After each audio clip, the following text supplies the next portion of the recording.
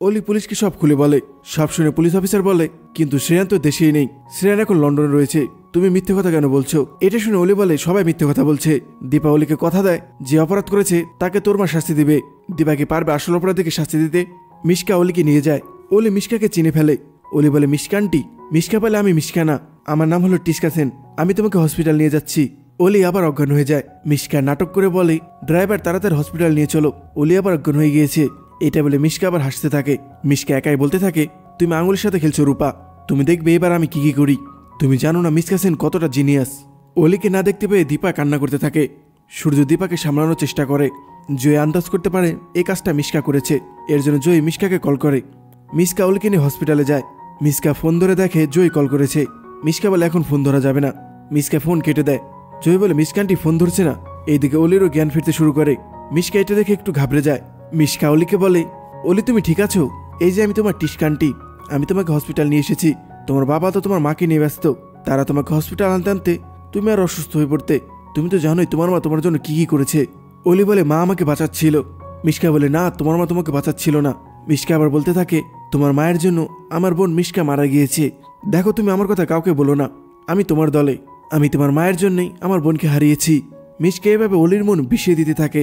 মিশকা আবারও বলতে থাকে, আমি তোমাকে সব সত্যি কথা বলছি। তোমার মা জানতে পেরেছে জয় হলো তোমার খুব ভালো একটা বন্ধু, এর জন্য তোমাকে কষ্ট দেওয়ার জন্যই জয়ের কাছাকাছি গিয়েছে তোমার মা। এরপর জয়কে নিজের মেয়ে বানিয়েছে। তুমি চিন্তা করো না, আমি তোমার পাশে আছি। আমি তোমাকে হসপিটাল নিয়ে এসেছি, সব ব্যবস্থা করে রেখেছি আমি। তোমার ট্রিটমেন্ট তাড়াতাড়ি শুরু হয়ে যাবে, তুমি খুব জলদি সুস্থ হয়ে উঠবে। আমি যখন তোমাকে হসপিটাল নিয়ে এসেছি, তাই তোমাকে সুস্থ করার দায়িত্ব আমার। আমি তোমার কোনো ক্ষতি হতে দেব না, তোমার মার হাত থেকে বাঁচানোর দায়িত্ব আমার। অলি তো ভালো মতো চোখ খুলতে পারছে না। মিশকা যা বলছে তাই অলি সত্যি ভেবে নিচ্ছে। অন্যদিকে অলিকে খুঁজে না পেয়ে দীপা তো পাগলের মতো হয়ে গিয়েছে। সূর্য শুধু দীপাকে সামলানোর চেষ্টা করছে। তখনই সূর্যর ফোনে একটি কল আসে। হসপিটাল থেকে সূর্যকে কল করা হয়েছে। হসপিটাল থেকে জানানো হয় অলি হসপিটালে রয়েছে। সূর্য বলে, ওইটা আমার মেয়ে, আমি এক্ষুনি হসপিটাল আসছি। ফোন রেখে দিলে দীপা জিজ্ঞেস করে, অলি কোথায়? অলিকে কি খুঁজে পেয়েছেন? সূর্য বলে, হ্যাঁ, অলিকে খুঁজে পেয়েছি, অলি এখন হসপিটালে রয়েছে। জয়ী মনে মনে বলে, হিংসুকুটি হসপিটাল কিভাবে চলে গেল? সূর্যের পর দীপা আর জয়কে নিয়ে হসপিটালে যায়। সূর্য অলির মাথায় হাত বুলিয়ে দেয় আর অলিকে ডাকতে থাকে। অলি চোখ খুলে। অলি সূর্য আর দীপাকে দেখে মিশকার কথা মনে করতে থাকে। সূর্য বলে, তোর বাবার অনেক ভয় হচ্ছিল, তোকে হারিয়ে ফেলার ভয়। দীপা বলে, সোনামা তুই ঠিক আছিস? অলি বিরক্ত হয়ে বলে, আমাকে একা থাকতে দাও, আমি তোমাদের কারোর সাথে কথা বলতে চাই না। সূর্য বলে, অলিমা তুই তোর বাবার সাথে কথা বলতে চাস না? ওইখানে চারও চলে আসে। অলি সূর্যের কথা শুনে ভাঙচুর করতে থাকে। অলি বলে, শুধু আমাকে একা থাকতে দাও, আমি তোমাদের কারোর সাথে কথা বলতে চাই না। দীপা বলে, অলিমা তুই একটু শান্ত হ। অলি বলে, জাস্ট এখান থেকে চলে যাও তুমি, তোমার মুখও আমি দেখতে চাই না। চারুকে অলিকে সামলাতে থাকে।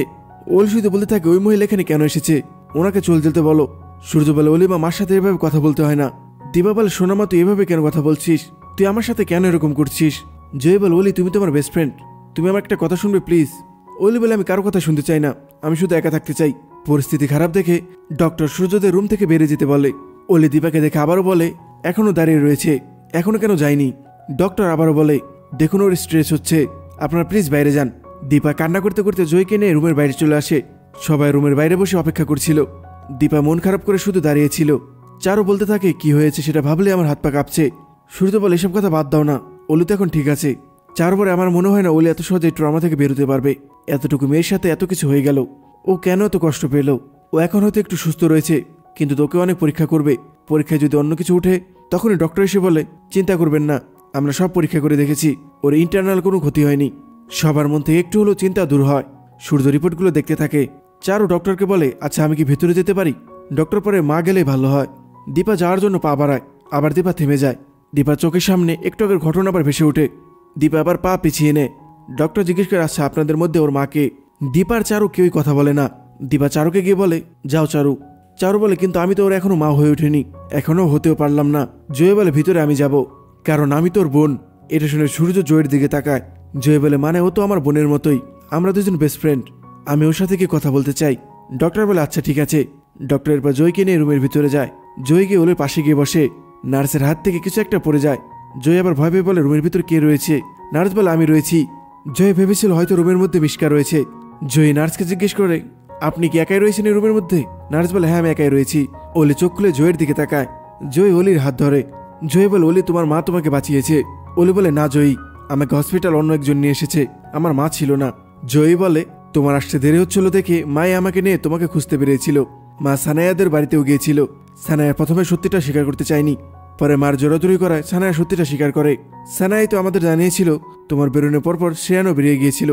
মা আর আমি তোমাকে অনেক খুঁজেছি, কিন্তু আমরা তোমাকে খুঁজে পাইনি। পরে পুলিশ তোমার লোকেশন ট্র্যাক করে, পুলিশ তোমার ফোন খুঁজে পায়। এরপর সবার প্রথমে মা তোমাকে খুঁজে পেয়েছে। মা যখন তোমার কাছে যাবে তখন দুইটা গুন্ডা তোমাকে তুলে নিতে যায়। গুন্ডাগুলো মার উপর হামলা করে। মা ওদের সাথে লড়াই করে তোমাকে বাঁচিয়েছে। অলির ধীরে ধীরে সব মনে পড়তে থাকে। জয়পাল ওইখানে তোমার বাবা, পুলিশ, আমিও ছিলাম, কিন্তু আমরা সবাই তোমার কাছে পৌঁছানোর আগেই অন্যকে তোমাকে তুলে নিয়ে যায়। তোমার কি মনে আছে তোমাকে হসপিটাল কে নিয়ে এসেছে? অলি বলে, আমার শুধু মনে আছে বাবা মাকে বাঁচানোর চেষ্টা করেছিল। জয়পাল, সেটা তো করবেই, তা না হলে যে গুন্ডাগুলো তোমার মাকে মেরে ফেলতো। তোমার মা তোমাকে মারতে পারে না অলি। অলির আবার মিশকে বলার কথা মনে পড়ে। অলি বলে, উনি আমার মা না, তুমি ওনাকে মা বলে ডাকো, উনি তোমার মা।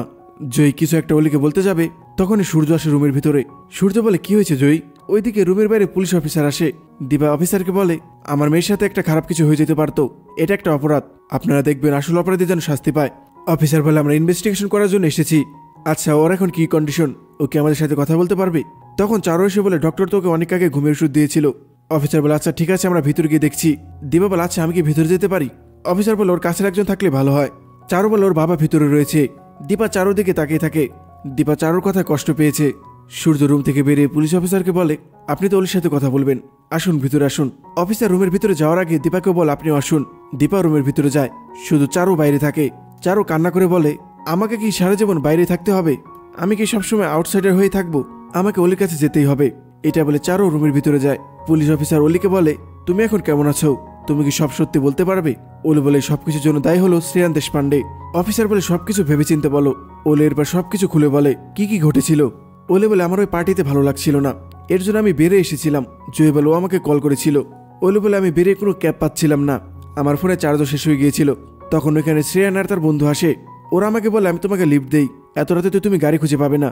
কিন্তু আমি তখন বুঝতে পারিনি শ্রেয়ান এটা করতে পারে। পুলিশ অফিসার বলে, সবকিছু ঠিক আছে, কিন্তু তুমি চেনো না জানো না হঠাৎ করে একটা অচেনা ছেলের গাড়িতে কেন উঠতে গেলে? দীপা বলে, ও একটা ফ্রেন্ডের বাড়িতে গিয়েছিল, ওখানে পার্টি হচ্ছিল, ওখানে সমাবেশে সব ছেলে মেয়ে থাকতে পারে, ওইখানে ওর সব বন্ধু বান্ধবী ছিল, ও বন্ধু ভেবে হেল্প নিতে চেয়েছে, এখানে ওর দোষ কোথায়? অফিসার বলে, আসলে আমি উইমিন করে বলিনি। দীপা বলে, এমন কিছু বলবেন না যাতে ওর ট্রমা হয়। অফিসার আবার জিজ্ঞেস করে, এরপর কি হলো? ওলে এরপর বাকি ঘটনা বলে। সব শুনে দীপা বলে, আমার মেয়ে কতটা কষ্ট পেয়েছে, আমার মেয়ে যে বেঁচে ফিরেছে তার জন্য তোমাকে ধন্যবাদ ভগবান, কত বিপদিন আমার মেয়ের উপর দিয়ে গিয়েছে। দীপা এরপর পুলিশ অফিসারকে বলে, ম্যাডাম আপনাদের যা পদক্ষেপ নেওয়ার আপনারা নিন, অপরাধী যেন অপরাধের শাস্তি পায়। পুলিশ অফিসার বলে, সেটা আমরা পদক্ষেপ নেব, কিন্তু তার আগে অলি সুস্থ হোক। এইটা শুনে সূর্য বলে, কেন? অলি তো সব সত্যিটা বললো, আপনারা দেরি কেন করবেন? অফিসার বলে, দেখুন আপনাদের মেয়ে এখন ট্রমার মধ্যে রয়েছে, হয়তো আর সব কথা মনেও নেই, হয়তো কিছু কথা ভুলে গিয়েছে। অলি বলে, আমি কিচ্ছু ভুলিনি, আমি সব সত্যি বলেছি, আমি আবারও বলতে পারি। অফিসার বলে, তোমার ভুল হচ্ছে, শ্রেয়ান্ত এখন ইন্ডিয়াতেই নেই। এইটা শুনে সবাই অবাক হয়। দীপা বলে, আপনি এটা কি বলছেন? পুলিশ অফিসার বলে, আপনারা আমাদের জানানোর পরই আমরা ইনভেস্টিগেশন শুরু করি, তখন আমরা জানতে পারি শ্রেয়ান লন্ডনে ওর আঙ্কেলের বাসায় রয়েছে। দীপা বলে, কিন্তু শ্রেয়ানের বাবা তো বলেছিল শ্রেয়ান বাড়ির ভিতরে রয়েছে। চারু বলে, এটা কিভাবে সম্ভব? অফিসার বলে, যে এখানে নেই তাকে আমরা কিভাবে কাস্টাডিতে নেব? সূর্য বলে, পার্টি তো সানায়াদের বাড়িতে হচ্ছিল, আপনারা সানায়াকে জিজ্ঞেস করুন। অফিসার বলে, আমরা সেটা করেছি, সানায়া বলেছে ওই পার্টিতে শ্রেয়ান বলে কেউ ছিলই না। এটা শুনে অলি আবার প্যানিক করতে থাকে। অলি বলে, সব মিথ্যে কথা, ওরা সব মিথ্যে কথা বলছে। অফিসার সূর্যকে বলে, আপনি একটু আমাদের সাথে আসুন ডক্টর সেনগুপ্ত। দীপা বলে, ওর বাবা বিজনেসম্যান বলে কেউ পার পেয়ে যাবে? অফিসার বলে, দেখুন আমাদের কাছেও উপযুক্ত প্রমাণ রয়েছে, শ্রেয়ান দেশে ছিল না, তাহলে শ্রেয়ানকে আমরা অপরাধী কিভাবে বলবো? শ্রেয়ান এই অপরাধ করেনি। অলি এবার প্যানিক করতে থাকে। অলি বলে, সবাই মিথ্যে কথা বলছে। দীপা তখন অলির কাছে যায়। দীপা অলিকে বুকে আঁকলে নিয়ে বলে, তুই শান্ত হ মা একটু, তোর মা এখনো জীবিত রয়েছে, যে তোর এত বড় ক্ষতি করেছে তাকে তোর মা ছেড়ে দিবে না, তোর মা তাকে শাস্তি দিবে। দীপা সূর্য আর চারু রুম থেকে বেরিয়ে আসে। দীপা সূর্যকে বলে, ডাক্তারবাবু এই ট্রমা থেকে ও কিভাবে বেরোবে? ও যদি ট্রমা থেকে না বেরোতে পারে ও তো সারা জীবন এই ভয়ে ভয়ে থাকবে। সূর্য বলে, তোমার কি মনে হয় দীপা? দীপা বলে, এই ঘটনা যে ঘটিয়েছে তাকে অলির কাছে ক্ষমা চাইতে হবে, এটা ছাড়া আর কোনো সমাধান নেই। চারু বলে, কিছু মনে করো না জি, সমাধান তো অলির তোমাকে নিয়েও আছে।